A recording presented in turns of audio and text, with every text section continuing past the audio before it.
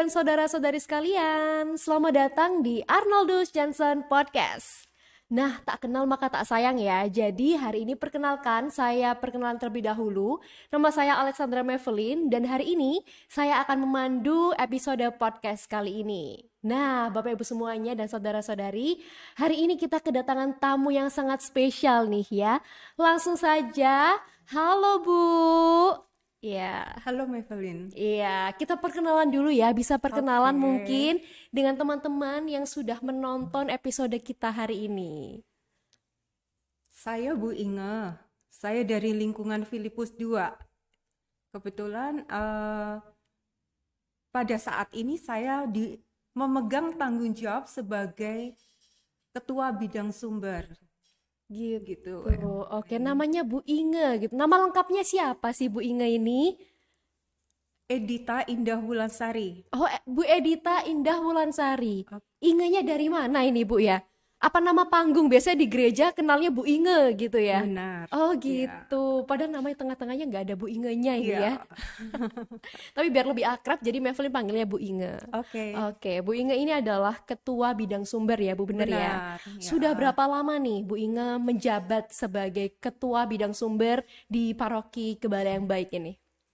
Sekitar 2 tahun ya untuk periode ini 2 tahun. Oh, udah mulai 2 tahun berarti ya? Dalam 2 tahun ini saya pegang sebagai ketua bidang sumber. Ketua bidang sumber. Nah, ini awal mulanya itu Bu Inge langsung menjadi ketua bidang sumber atau mungkin Bu Inge itu dari aktif di lingkungan atau mungkin jadi ketua lingkungan dulu atau gimana nih ceritanya Bu Inge? Gini, tahun 2007 saya bergabung dalam tim bunga paroki GYB. Oke. Awalnya di situ. Kemudian tahun 2013, jadi dalam tim bunga itu sampai saat ini saya menjadi anggota tim bunga. Oh, gitu masih ya. sampai sekarang ya Bu ya? Ya, benar. Keren. Terus 2013 itu sampai 2018 saya dipercaya untuk sebagai ketua lingkungan Filipus 2. Oke, itu 2013. 2013 sampai 2018. Jadi 2 periode. 2 periode, sekitar 5 tahun ya Bu ya di sana ya? Sekitar 5 tahunan lah Oke. gitu. Kemudian 2018 sampai 2021 saya dipercaya untuk menjadi ketua wilayah Filipus. Oh, berarti dari yang awalnya tim bunga itu untuk merangkai bunga yang untuk gereja ya Bu ya, betul ya? Benar. Terus lanjut ke ketua lingkungan, lanjut ke ketua wilayah gitu ya. Benar. Iya. Wow, keren banget perjuangannya Bapak lagi ya. Ibu Inge maksud saya. Karena Makasih. seorang cewek gitu ya, perempuan yang sangat-sangat punya power gitu ya. Semangat yang tinggi untuk melayani gitu ya, mewartakan kabar sukacita Tuhan. Keren banget Bu Inge. Dan sekarang Bu Inge menjadi ketua bidang sumber gitu teman-teman. Ih, tepuk tangan dulu buat Bu Inge. Love Bu Inge. Nah, Makasih. Bu Inge ini berarti awal mulanya udah dari tahun 2007. Bisa dihitung sampai sekarang kurang lebih hampir sekitar berapa tahun berarti ya? 6 ya? 16 tahun. 16 tahun ya? 16 tahun berkecimpung ya di dunia gereja. Nah, ada pertanyaan nih Bu ya. Misalkan Bu Inge ini kan udah dari sekitar 16 tahun ya. Kira-kira ini suka dukanya menjadi apa ya istilahnya kan waktunya juga sebagian besar berada di gereja. Seluruh kehidupannya juga diarahkan untuk membangun relasi dengan umat-umat yang ada di sini, terus juga berkecimpung di dunia gereja. Kira-kira suka dukanya itu apa sih Bu selama 16 tahun ini? 2007 tuh Melvin masih 6 tahun itu ya, masih kecil. Jadi masih kayak nggak tahu gitu ya. Apalagi anak-anak muda sekarang kan di mana masanya itu gampang bosen orangnya ya, gampang bosen. Sedangkan Bu Inge ini seorang perempuan juga yang 16 tahun ada di dunia gereja itu suka dukanya apa sih? Mevelin kepo nih sama Bu Inge ini. Kalau sukanya pasti lebih banyak sukanya. Oh, Kalau gitu. tidak, nggak mungkin saya bertahan 16 tahun. Iya, Ya. betul, betul, betul. terutama di tim bunga gitu ya. Tim bunga, saya belajar banyak mulai dari tim bunga, dari yang saya tidak tahu tentang bagaimana mempercantik gereja gitu ya. Nah, sampai saya menjadi ya lumayan mahir lah gitu ya. Oke. Gitu. Pasti banyak lah. Dalam setiap pelayanan itu pasti banyak sukanya. Kalau di tanggung jawab saya saat ini, sukanya itu saya lebih banyak belajar tentang pengetahuan iman gitu ya. Saya sendiri pun dengan banyak melayani, sekian tahun melayani, itu saya menjadi lebih bertumbuh dalam iman gitu. Tapi di samping sukanya pasti ada dukanya. Betul, balance ya Bu Balance istilahnya. gitu ya. Tapi dalam pelayanan saya masih memegang prinsip, meskipun saya melayani di gereja, tapi keluarga itu yang pertama harus saya layani dengan baik. Oh, betul. Mohon maaf, Bu, Ibu ini ibu rumah tangga ya berarti ya? Saya Ibu rumah tangga. Oh iya, berarti harus membagi waktu antara gimana di gereja dan juga melayani di rumah ya, Benar, gitu. benar. Ih, keren banget. Jangan-jangan bunga ini Bu Inga yang ngerangkai. Bukan ya Bu ya? Bukan. Oh bukan ya, kebetulan bukan. Tapi biasanya kalau rangkai bunga setiap minggu, Bu Inga sekarang masih aktif ya? Masih aktif. Oke. Kami ada kelompok-kelompok, ada beberapa kelompok gitu. Mm-mm. Jadi secara bergilir lah kan. Oh gitu. Berarti Bu Inga awalnya ada basic nggak bisa merangkai bunga atau? Tidak. Oh tidak ada ya. Tidak. Berarti belajar dan berkembangnya itu di sini. Ya, luar biasanya Luar Tuhan biasa. memampukan gitu. Jadi saya dulu guru sekolah dasar gitu, kebetulan SD Petra gitu. Jadi sampai saya bisa merangkai bunga itu kayaknya, aduh Tuhan terima kasih untuk apa ya, karunia yang luar biasa yang Tuhan berikan pada saya. Talenta baru yang diberikan Tuhan Benar, ya. benar. Secara tiba-tiba. Padahal saya nggak pernah apa ya, sebelumnya belajar dan sebagainya itu nggak pernah. Jadi merasakan, wih ternyata Tuhan kalau berkehendak memberikan talenta dan kita mau belajar itu pasti bisa. Betul, kalau kita melayani dengan tulus ya Bu ya, jadi ada beberapa karunia tersendiri dari Tuhan ya, yang Yes. dicurahkan langsung kepada umat-umatnya. Benar, Gitu ya. benar. Jadi pesan ini ya, salah satu pesan yang Mevlin tangkap, kalau teman-teman di sini semua melayani dengan tulus ya, dengan sepenuh hati, nggak ada ininya, nggak ada negatifnya gitu ya Bu ya. Pasti ada jalan positifnya, ada sukanya, apalagi juga ada talenta yang sudah diberikan sama Tuhan, Iya. walaupun sebelumnya belum punya, tapi akhirnya datang tersendiri gitu ya Bu ya. Benar, benar. Keren banget, salut deh sama Bu Inga ini ya. Terima kasih. Nah, tadi kita udah kenalan juga. Jadi Bu Inge ini adalah Ketua Sumber DPP ya, Ketua Bidang Sumber. Ketua ya. Bidang Sumber DPP. Nah, mungkin teman-teman di sini yang nonton nggak tahu ya, apa sih bidang sumber itu apa sih kira-kira Bu Inge? Mungkin bisa dijelaskan nih kepada teman-teman supaya bisa tahu kira-kira berkecimpung di apa, ngapain aja gitu. Iya. Bidang sumber itu merupakan bidang pelayanan pastoral gitu ya. Bidang sumber ini berbasis pada kehidupan iman umat gitu. Lebih pada kehidupan iman umat. Jadi bidang sumber ini di bawahnya itu ada seksi katekese, kemudian seksi liturgi, dan seksi kerasulan kitab suci. Oke, berarti semua itu berpusat di bidang sumber gitu ya Bu ya? Benar. Oh oke, ada 3 berarti ya Bu. Tadi ada liturgi, katekese, kerasulan dan kitab suci. kerasulan kitab suci. Oke, jadi ada 3 ya teman-teman ya. Jadi kalau teman-teman nanti mendengar ya, Ibu Inge ketua bidang sumber. Nah, berarti Bu Inge ini membawahi, Bu Inge ini adalah yang menjadi pusat dari katekese, liturgi, dan juga satu lagi tadi Kerasulan kerasulan kitab suci. kitab suci gitu ya teman-teman ya.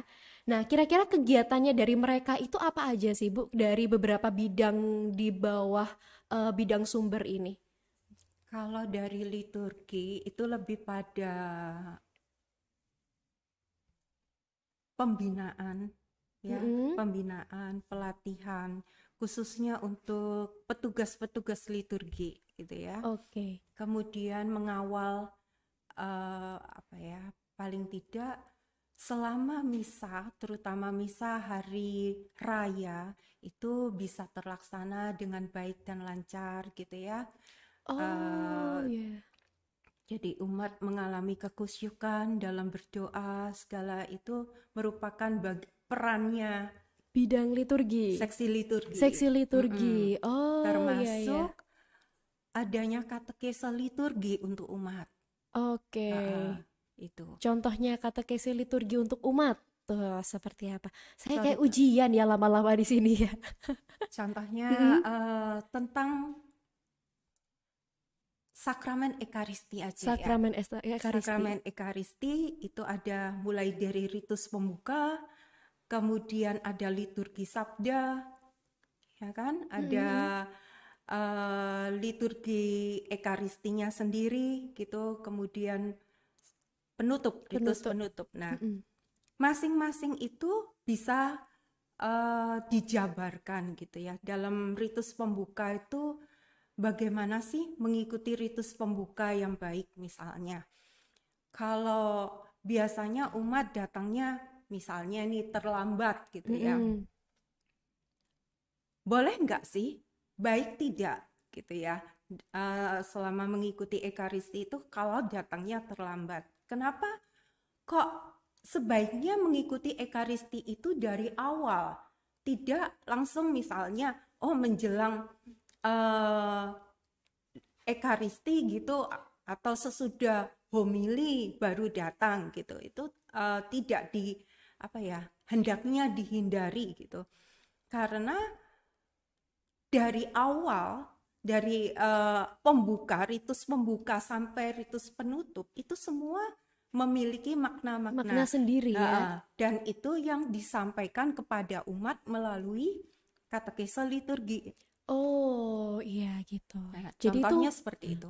apa ya istilahnya berkaitan ya Bu ya, berkaitan satu sama Iya, lain ya. tidak bisa kita mengikuti perayaan Ekaristi motong di tengah-tengahnya Betul gitu. betul. Biasanya kan ya beberapa lah ya, mungkin macet di jalan, terus mereka Ya, datangnya pas homili gitu ya Bu benar, ya. benar, benar. Atau misalnya pada bagian pembuka itu ya mengikuti apa ya sambil sambil ya mengikuti sebagai sesuatu yang ritual saja gitu. Jadi tidak ada pemaknaan untuk diri pribadi gitu loh. Oh iya. Nah itu semua bagian dari katekese liturgi. Oke, itu katekesi liturgi. Kalau di bidang kerasulan nih, itu ngapain aja kegiatan-kegiatan di bawahnya kerasulan? Uh, bahwa kerasulan itu adalah meningkatkan minat pengetahuan umat akan kitab suci gitu ya. Oke. Kemudian juga pengembangan kuantitas jadi jumlah dan kualitas orang yang terlibat dalam kerasulan kitab suci. Oh gitu. Jadi fokusnya untuk mewartakan Injil sukacita Yesus gitu ya, Bu, di tengah umat. Benar. Menjaring umat di mana yang umatnya mungkin belum terketuk hatinya akan kitab suci, kita ketuk hatinya, kita arahkan bersama-sama untuk bersama kita gitu ya, Bu ya, Ya, untuk kerasulan. dan kalau di bawah seksi kerasulan kitab suci ini kita setiap hari Jumat minggu kedua itu selalu ada yang namanya kursus kitab suci. Oh gitu, ada kursus kitab suci juga. Ya, Setiap hari Jumat ya, Bu ya? setiap hari Jumat minggu kedua. Oke, itu ya di notes ya teman-teman ya, Jumat hari kedua ya untuk teman-teman Minggu dan Bapak kedua. Ibu semua ya yang mau ikut untuk apa tuh namanya? Pendalaman kitab suci? Iya, benar. Oke. Kursus kitab suci. Kursus kitab suci itu bisa langsung join ya, datang di sini Benar. ya, Bu ya. Sementara masih online. Oh, online. Oh, bisa Ya, dari jadi rumah ya. bisa diikuti dari mana saja. Betul, bisa diikuti dari rumah. Jadi di notes ya di sini. Editor, ya. Oke. Nah, Bu, berarti kalau bisa dibilang itu bidang sumber DPP GYB ini adalah bidang sumber yang paling besar gitu ya di GYB karena lingkupnya itu sangat besar. Tadi ada yang liturgi, kerasulan dan juga katekesi. Betul ya, Bu ya? Iya, Oke. Nah, ada istilahnya itu katekesis volunteer ya, Bu. Bener. Ada katekis volunteer.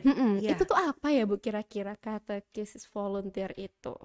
Katekis volunteer itu mereka yang telah dipersiapkan dengan pengetahuan iman yang cukup oleh paroki. Kemudian setelah memperoleh perutusan, jadi ada perutusan resmi dari paroki untuk mengabdikan diri pada gereja setempat di mana dia diutus gitu. Katekis volunteer. Berarti tergantung diutusnya di mana gitu ya, Bu ya? Kalau resminya memperoleh perutusan resmi dari paroki GYB berarti mereka ini berkatekesenya ya di paroki GYB gitu loh. Diharapkan berkatekese kembali lagi ke paroki GYB. Iya. Karena jadi itu juga di bawah dari bidang sumber ya, Bu ya? Tidak, sebetulnya katekes volunteer tidak secara langsung di bawah bidang sumber. Ada sendiri, paguyuban Katval namanya. Gitu. Tetapi katekes volunteer ini yang membantu bidang sumber pada seksi katekese. Gitu. Ya, jadi saling ya itu tadi ya, saling berkaitan itu tadi ya, Bu ya. Mensupport tenaga katekis volunteer untuk membantu katekese. Seksi katekese.